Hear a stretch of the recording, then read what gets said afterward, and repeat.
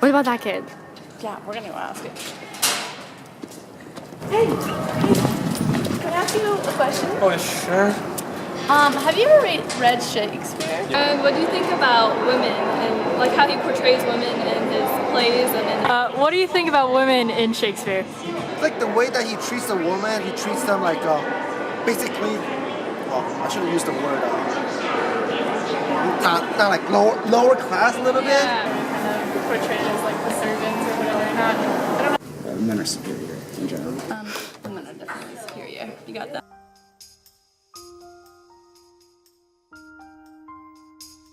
Women historically just haven't been known to either be very active in certain conversations or to have certain positions either socially or even intellectually.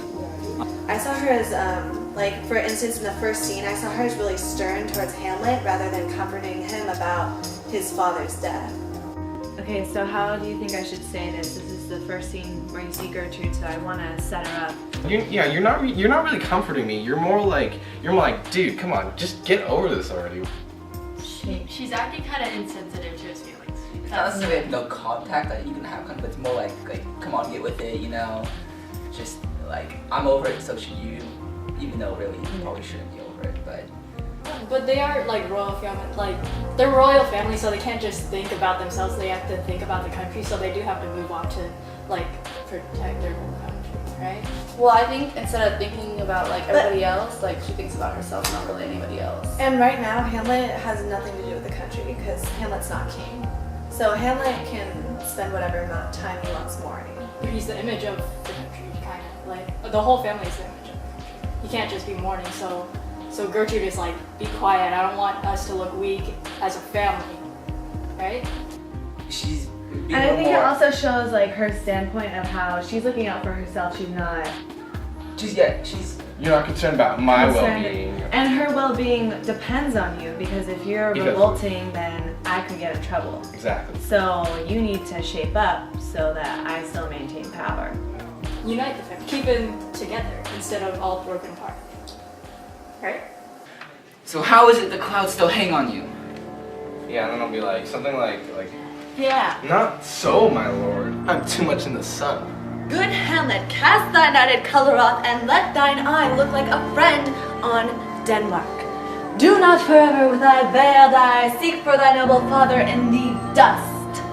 Thou know'st 'tis common that all that lives must die, passing from nature to eternity. Aye, madam, it is common. If it be, why seems it so particular to thee? Seems, madam? Nay, it is. I know not seems. I don't know, like. So what do you guys think? I don't know when that scene where they're talking about, or where Gertrude goes over and kind of corrects Claudius on his mistake about their names and everything. Well, first, I think it's kind of disrespectful. She believes that she has power and that she's able to correct him because not only does she correct her husband, but she also corrects the king. And that's something that women would never be able to do back then. But because like in that time, men like ruled over women, especially husbands ruled over their wives. she's willing to step up in front of other people and like it shows how she takes initiative. And I think her attention to detail is something that like first reveals her power to us when we start reading the book. and like how she knows the names of Guildenstern and Rosencrantz. She knows who is who. That's basically like she's the one who planned out the whole like situation. So she's basically the one that's calling the shots. I mean, it's a borderline insult. Anyone who, I mean, if you're gonna go and correct someone, you gotta at least have some amount of. That's true. Some kind of like guts. Like you're not someone that's weak isn't just gonna go like correct someone else. It portrays her like not submissive side. So she's not just standing around and just going with whatever Claudius says. Thank you, Rosencrantz and gentle Guildenstern. Thank you, Guildenstern and gentle Rosencrantz. And I beseech you instantly to visit my too much changed son. Go, some of you, and bring these gentlemen to where Hamlet is. So, Act 3, Scene 4. This is the part when Queen Gertrude is like, no more, stop talking Hamlet, because you're accusing me of stuff. How do you guys think I should portray the queen? Okay, so then we were debating whether or not she's gonna say no more, as in like. As in she's like pleading him to like take mercy on her, or whether she's commanding him to. Well, I think in a way you're actually, see what I'm doing as Hamlet, I'm sort of, like you said, I'm attacking you. So when you as Gertrude, being the strong woman that you are, you're gonna come back at me, you're gonna say like, Hamlet, stop. But I think she's like demanding, like no more, like you cannot talk to me like that. You're my son, you know? She still doesn't let him like walk all over her. She still like asserts her position. As she keeps talking to him, her phrases get like shorter and shorter, almost like she's becoming like more agitated with him. It's no more, and then no more, sweet Hamlet, and then no more, and then she's gonna like turn around and just like shout at him. And, right? Yeah, that's how we're gonna do it. Because she's very mad. Oh, Hamlet, speak no more. Thou turnest mine eyes into my very soul, and there I see such black and granite spots as will not leave their teeth. Nay, but to live in the sweat of an esteemed bed, stewed in corruption, honeyed in making love over the nasty sty. Speak to me no more. These words like daggers enter in mine ears. No more, sweet Hamlet. A murderer and a villain, a slave that has not 20th part the tithe of your president, lord, a vice of kings, a cutpurse of the empire and the rule, that from a shelf the precious diadem stole. No more! Act 4, Scene 1. That is where is so solid, Jessica. Gertrude tells Claudius that Hamlet killed Polonius, and previous to that, in Act 3, she promises Hamlet that she's not gonna tell, and then she goes and does it anyway. So by not doing what Hamlet asked her or told her to do, she's pretty much just making her own decisions and showing that she's independent. She doesn't just blindly believe what everyone else is telling her is the best. She's kind of thinking of her. She's thinking for herself. This is the best decision to make in order to make things come out, well, at least the way she wants. Okay, one more time. Lord, what I have seen tonight. What? Gertrude, how does Hamlet? Mad as a sea and wind when both contend which is the mightier, and in his lawless fit behind the arras, hearing something stir, whips out his rapier and cries, a rat, and in this brainish apprehension kills the unseen good old man. Oh, heavy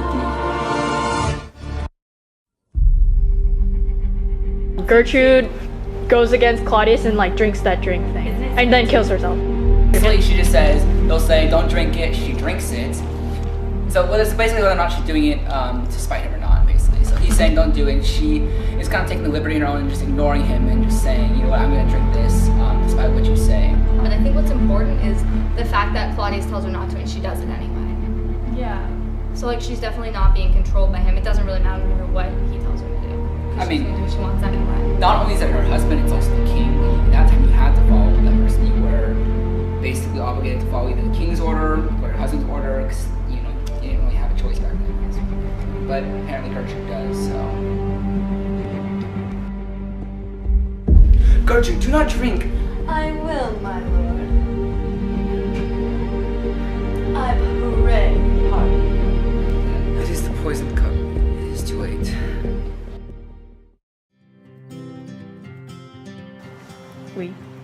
Okay, so a lot of people have the perception that women are weak and submissive and they don't really have a say for themselves and they don't stand up for themselves, and they've sort of gained this reputation because they haven't been able to stand up for themselves, and I don't know, their reputation puts them as weak and they're only housewives and things like that. But reputations are just history and rumor form. You can always change it, and I think that's what Shakespeare does in his play Hamlet. He portrays Gertrude as someone who is strong and is able to stand up to herself and to her husband, and I think that shows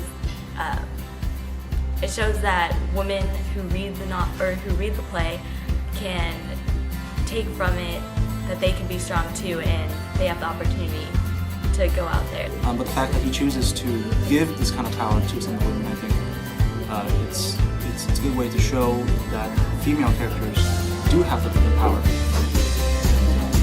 the ownership. And so I think it encourages other women to be strong when they read about Gertrude in